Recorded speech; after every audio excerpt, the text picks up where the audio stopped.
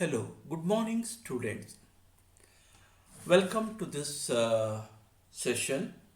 In last class, we had discussed about DNA fingerprinting, human genome project. Hope so you have understood it. Please go through the videos once again. And to make that you have understood well, try to answer the assignment question which has been given and keep it ready. We'll be asking it very soon. So now let us come for this new topic under the same unit, that is we are going to start a new topic, evolution. So in this topic we are going to discuss about what is evolution, what are the theories concerned with it, what are the evidences concerned with regarding to evolution, then how life has originated starting from single celled organism to higher level organism both in plants and animals, and ultimately we are going to speak about human evolution. So let us start with this, that is evolutionary biology. Evolutionary biology is the study of history of life forms on earth, that is how life has originated and evolved. Here there's a difference between origin and evolution, so that we will see. Origin is how the first life came into the earth, then evolve means how that simple celled organism got modified into multicellular, tissue grade, organ system grade. So therefore, in evolutionary biology, you are going to study about the story of evolution. You have got one more definition for it. Evolutionary biology is the process of gradual changes in organism to form more and more complex forms over a long period of time. Yes, evolution has not occurred in a fraction of second, fraction of minute, or a fraction of days. It has taken millions of years. So therefore, first simple celled organism came into existence. Later on, this simple celled organism got transformed and they developed complexity. So this has taken millions of years. So therefore, in evolutionary biology, we are going to study about this. So this term, evolutionary biology, was coined by Mayer in 1970. Now let us go for evolution. What is evolution? In Latin, evolution means e, that is out, volvere, to roll or to unfold. Very simple, to change is the meaning. So now let us define evolution. It is the story of origin and evolution of life forms or biodiversity on planet Earth in context of Earth evolution and against the background of universe. Yes, we are studying biology. Our main motto is to study about origin of life. But in order to understand origin of life, we should know how Earth has evolved. If you want to study how Earth has evolved, you should know how universe has evolved. So therefore, in evolution, we are starting from what can say origin and evolution of non-living things and living things together. So therefore, evolution is nothing but origin and evolution of life forms or biodiversity on the planet in context of Earth evolution and against the background of universe evolution. You have one more definition, a simple definition, that is the phenomenon that brings about continuous and orderly changes in nature. Yes, because of evolution, the nature has been keeping on changing. So the earth as we see today, it is not the exact the same. When it evolved, it was something different, it got changed, and today it is something different. Likewise, the organism. Earlier, some organisms were present, today, some different organisms are present. We don't see the organisms which were present very earlier at present days. Might be very few are existing. So, therefore, evolution is nothing but it is continuous and orderly changes in nature. This term evolution was coined by a scientist or evolutionary biologist, Herbert Spencer. So now let us speak about origin of life. So I told you to understand about origin of life, you should know how universe has evolved or how universe has originated, then how the earth or the planets has evolved. So to understand about that, first let us try to understand the definition of universe. Huge clusters of galaxies comprise the universe. Yes, you know our galaxy is called as Milky Way or Akash Ganga. So that is ours is just one galaxy in this universe. Like that, different galaxies are there. So therefore, combination of all these galaxies together form universe. So in this galaxies, what does a galaxy contain? It contains stars and clouds of gas and dust. So therefore, galaxy is the combination of stars, gas and dust. So if you talk about universe, so how old it is? Very simple. Universe is very old, almost 20 billion years old. So remember, it's not a very small number. It's very huge number. So universe, that is we call in Kannada Brahmanda. So ಬ್ರಹ್ಮಾಂಡ ಸೃಷ್ಟಿಯಾಗಿ ಸುಮಾರು 20 billion ವರ್ಷಗಳಾಗಿವೆ. So therefore we should know how this universe has originated.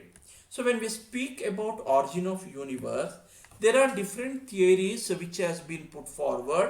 This may be mythological theory, this may be philosophical theory, this may be scientific theory. But our motto is to understand about science. So even in under scientific category, we have got different theories. So one of the best known theory to understand origin of universe is called as Big Bang theory. So let us see what does this theory speak about. Big Bang theory was put forth by Abbe Lemaitre in 1931. So this is the theory that is going to explain about origin of universe. That is how universe arose, how it began. According to this theory, cosmic matter, or what we call it as gaseous clouds of cosmic dust, exploded by a big bang, or we call radionuclear explosion, into numerous small and large masses of gaseous hydrogen called nebulae. That is, prior to origin of universe, this universe was made up of dust, huge dust. So might be because of nuclear explosion, a very huge explosion occurred, and because of that huge explosion, this dust was broken into numerous small and large masses of gaseous hydrogen, and this small or larger masses of what we can call hydrogen was called as nebulae. Singular is nebula, plural is nebulae. So therefore, due to a huge explosion, universe was formed. And now, when the explosion occurred, what happened? This broken masses of nebulae or the dust, they started spinning over it, around it or around each other. So this what can say spinning masses of cosmic dust, they separated and they formed numerous galaxies. So therefore, the universe which was single, now it was broken down into numerous fragments. As a result, universe expanded.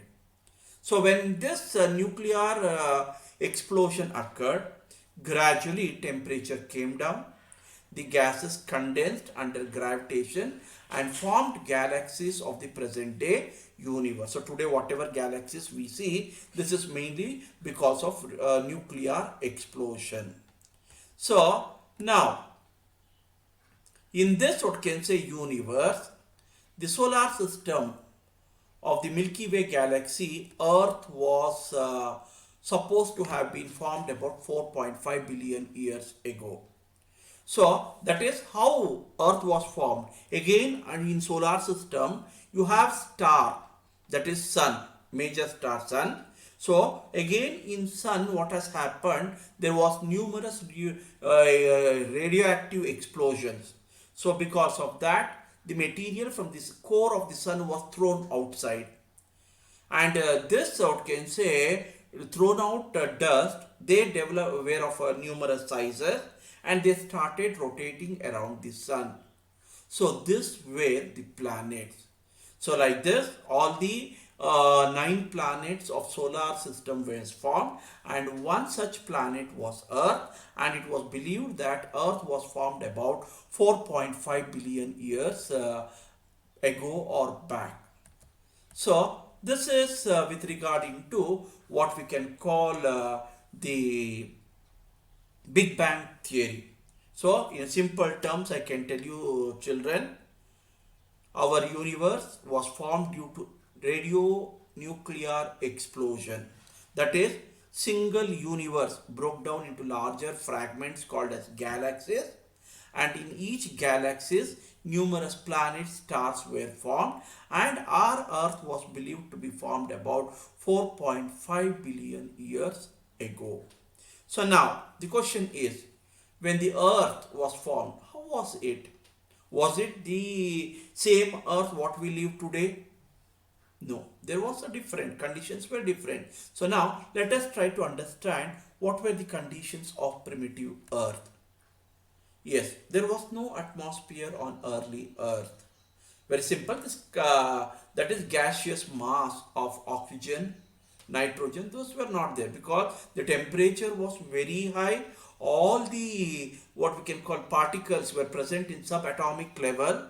So therefore, there was no clear-cut atmosphere. There was no clear-cut lithosphere. There was no clear-cut hydrosphere. Just Earth was a mass of gas. So now what happened?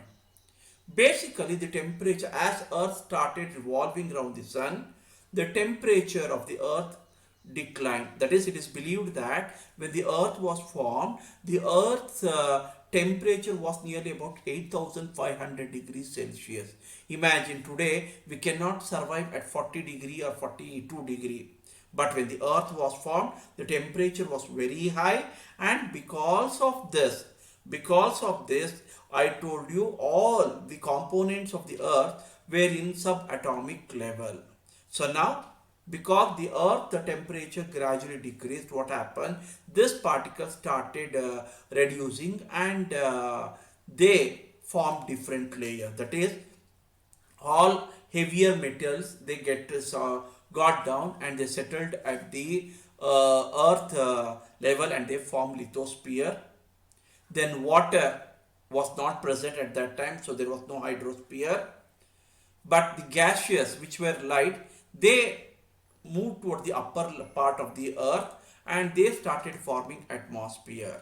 And when the atmosphere was formed, so what were the things present? Water vapor, methane, carbon dioxide, and ammonia released from molten mass covered the surface of the earth. So these were lighter materials, so therefore they entirely covered the earth because of their very light weight.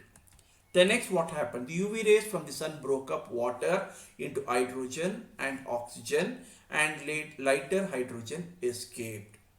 So that is because of sun's heat, water vapor was broken, and only hydrogen and oxygen, even though it was there, it was in subatomic level. It was not at the level of what can say what we see today. Today we have got O2, but there it was only oxygen. So therefore, pure oxygen meant for survival of living organism was not present.